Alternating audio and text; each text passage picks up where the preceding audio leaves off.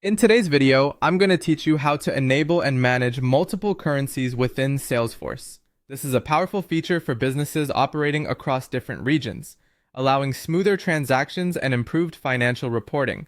Let's dive right in and explore how you can make the most out of this capability. First, we'll begin by enabling multiple currencies in your Salesforce setup. To start, navigate to your Salesforce home screen. You'll see a settings gear icon, which you need to click on. From there, choose the option labeled Open Advanced Setup. This will take you into the more intricate settings section where we can fine-tune your Salesforce environment. Now, in the Quick Find box at the top left of your screen, type in Company Information and select it when it appears. Scroll down a bit until you spot the Currency Settings section.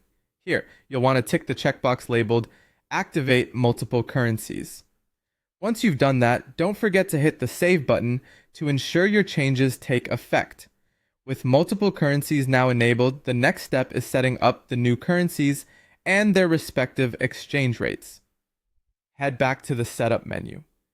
In the Quick Find box, again, you'll want to type in Manage Currencies and select it. In the Active Currencies section, you'll find a button labeled New. Click it. This is where you'll define your currency parameters, like choosing the currency type, perhaps euros, British pounds, or Canadian dollars, anything that suits your business needs. You'll also need to establish a conversion rate for these currencies. Additionally, decide how many decimal places the currency should display, which can vary based on standard practices for the currency you've selected. Once you're satisfied with these settings, click Save to finalize the new currency setup.